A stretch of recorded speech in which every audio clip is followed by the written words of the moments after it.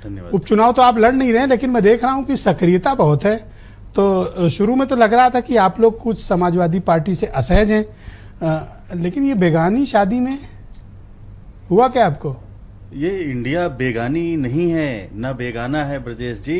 एक मजबूत और सशक्त गठबंधन है जिसने लोकसभा में ये बता दिया कि इस गठबंधन की ताकत कितनी है, इसकी क्षमता कितनी है। उत्तर प्रदेश में भारतीय जनता पार्टी को आधे से कम पे लाके इस गठबंधन ने खड़ा कर दिया।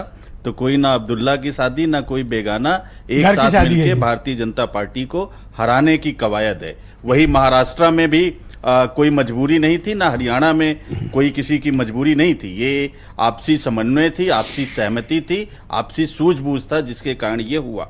दूसरा, मैं टोकना नहीं चाहता, लेकिन हरियाणा में जो सूझबूझ आपने दिखाई वो तो समाजवादी पार्टी वाकिफ है उससे। हाँ, मैंने उसके लिए पहले भी माननीय अखिलेश यादव जी जो को आपके आपके चैनल से मैंने धन्यवाद दिया। और वो सूझबूझ अभी भी दिख रहा है पूरे हिंदुस्तान में, जहां कहीं भी चुनाव है वो इंडिया के जितने सहयोगी हैं ब्रजेश जी वो दिख रहा है। इसको कोई कैसे भी इंटरप्रिटेट करे, कैसे भी। अच्छा, दो सवाल पे आते हैं। एक, चुनाव आयोग ने डेट बढ़ा दी, पहला क्वेश्चन। और दूसरा, ये बटेंगे कटेंगे के अब तक 3 जवाब आ चुके हैं। आपकी पार्टी क्या स्टैंड करती है इस पे? क्या यही प्रिंसिपल और कोर इशू है इस बार के चुनाव का? देखिए ब्रजेश जी, चुनाव आयोग ने डेट बढ़ा नहीं दिया, भारतीय जनता पार्टी ने बढ़वा दिया। और ये कोई पहली बार नहीं हुआ है। हरियाणा के चुनाव में भी भारतीय जनता पार्टी ने अपने हिसाब से डेट बढ़वाया था। उसके पहले चले जाइए, पीछे चले जाइए, हिमाचल प्रदेश और गुजरात के चुनाव एक साथ होने वाले थे, लेकिन भारतीय जनता पार्टी ने हिमाचल का चुनाव तो डिक्लेयर करवा दिया, लेकिन गुजरात का चुनाव तब तक नहीं डिक्लेयर करवाया जब तक माननीय प्रधानमंत्री जी गुजरात जाके कुछ योजनाओं का उद्घाटन और शिलान्यास नहीं किए।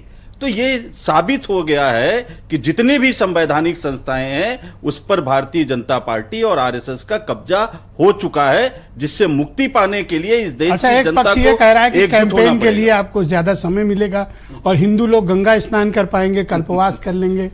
आपको क्या ऐतराज है पांडे जी? नहीं, आप भी नहा लेना, उन्नाव चले जाना, गंगा जी नहा लेना। गंगा जी तो नहीं हो तो खान साहब को ले जाना वहीं उन्नाव को चलेंगे लेकर।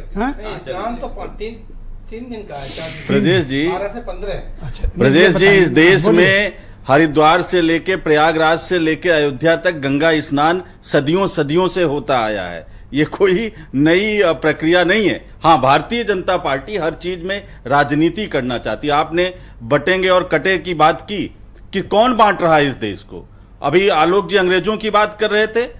तीन संस्थान बनाए गए थे अंग्रेजों के समय में, एक हिंदू महासभा, एक तत्कालीन मुस्लिम लीग और एक आरएसएस। अंग्रेजों ने बनाया बांटने के लिए। गांधी जी, एक सेकंड आलोक जी प्लीज, पहला राउंड है, थोड़ा सा रखिए। आलोक जी, गांधी जी तो सर्वधर्म डिसिप्लिन सर, सबको एकजुट रखने। कहां 47 के पहले चले गए? उन्होंने अभी क्या मुद्दे कम है? उन्होंने अंग्रेजों की बात की, मैं इनको अब आइए बटेंगे कटेंगे।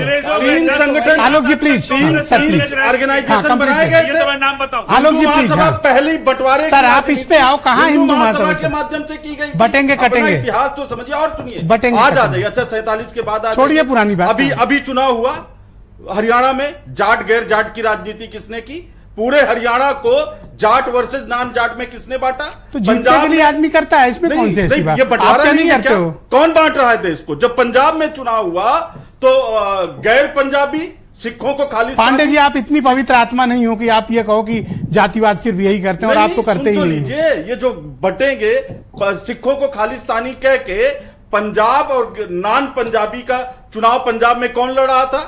अभी जम्मू कश्मीर का चुनाव हुआ ब्रजेश। अरे तो एक दलित प्रदेश अध्यक्ष को आपने हटा दिया है उत्तर प्रदेश से। अभी वो भी बता, ये क्या आपका कौन सा कैलकुलेशन था?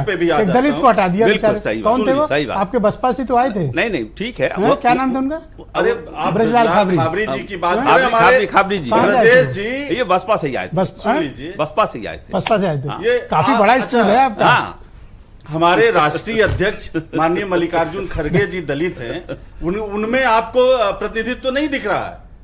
और दूसरी बात, मैं एक बात रह गई, जम्मू कश्मीर का भी तो चुनाव हुआ सर। धन्यवाद। यहाँ सुन लीजिए ब्रजेश जी, वहां पर घाटी और जम्मू में आपने उत्तर प्रदेश पर एक बात नहीं की सर। और सुनिए, अभी एक सबको समय दिया आपने, थोड़ा सा मुझे दे दीजिए सर। 20 सेकंड और एक बात बताइए, हाथरस में जब दलित बेटी के साथ जो अन्याय हुआ वो किसके कहने पर हुआ था? इन्हीं माननीय मुख्यमंत्री जी के सजाती सर वो हो चुकी 19 की 22 में किसके कहने?